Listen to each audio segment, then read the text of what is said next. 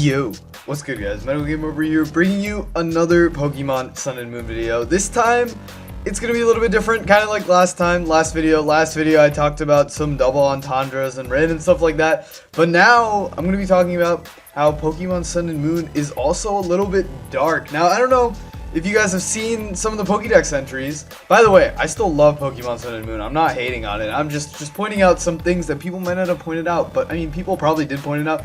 But you know what? Just in case, maybe they didn't. So anyways, I don't know if you've seen some of the Pokédex entries, but if you just take a look at some of them, I'm going to read some of them for you. So, Frostlass. When it finds humans or Pokemon it likes, it freezes them and takes them to its chilly den, where they become decorations. So this is basically saying that Frostlass, whenever it finds something it likes, it literally just freezes it and uses it as ornaments on its Christmas tree, or if you don't celebrate Christmas, any other ornaments for any other of these winter holidays that are coming up, you know, like Hanukkah, Kwanzaa, all that good stuff. But just think of it as like taking, I don't know, like taking your best friend, just freezing them, putting them in cryogenic sleep, and just hanging them up on the Christmas tree. Kind of weird, right? Kind of weird. So, Mimikyu, its actual appearance is unknown. A scholar who saw what was under its rag was overwhelmed with terror and died from the shock. So, that's pretty dark too. If you don't think that's dark, you might have to see someone about that, because it's saying that someone just died because they looked under, or I guess they died from shock.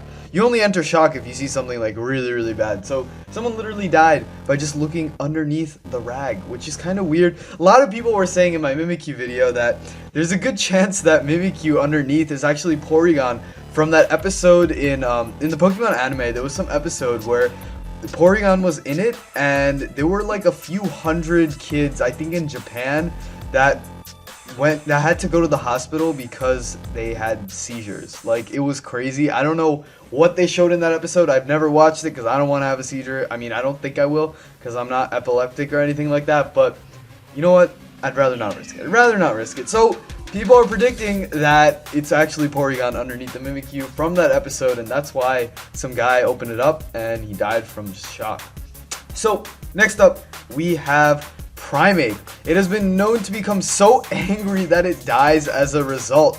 Its face looks peaceful in death, however. This is literally saying that there is a Pokemon that can become so angry that it dies. I don't even think that's scientifically possible, but you know what? Maybe it became so angry that, I don't know, it got an adrenaline rush and then it got a heart attack. Something like that. I have no idea, but that is very dark. If I do say so myself. So next up, we have Beware. So this Pokemon has a habit of hugging its companions. Many trainers have left this world after their spines were squashed by its hug.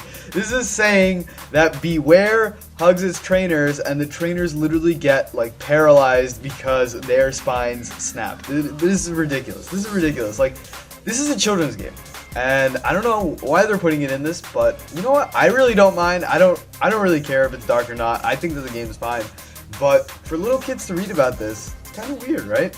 Next up, I'm going to give probably 3 more. Let me give 3 more. Next up, we have Glalie, and it says, legend says that a boulder on an icy mountain absorbed the distress and regrets of a stranded mountaineer, giving rise to Glalie. So it's basically saying that Glalie was originally just an ice boulder, literally a snowball, and some guy was just walking. He was so sad and depressed that all of his negative emotions just flushed through him, diffused into the snow somehow, and created Glalie.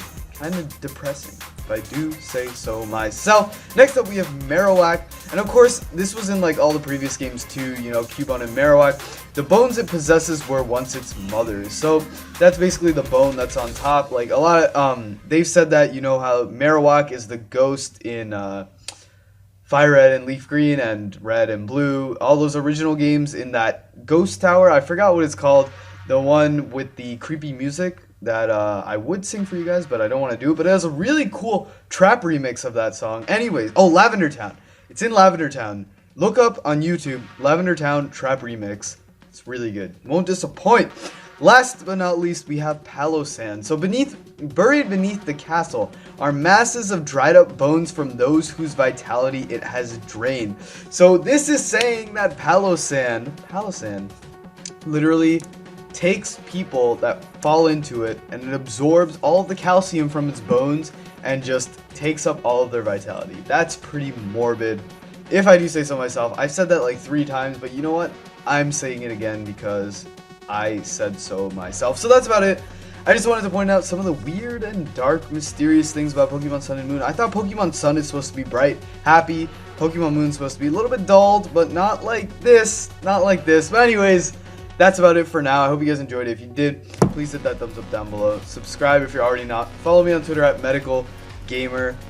Leave a comment about what you guys think about all this. I'm going to get out of here. Peace.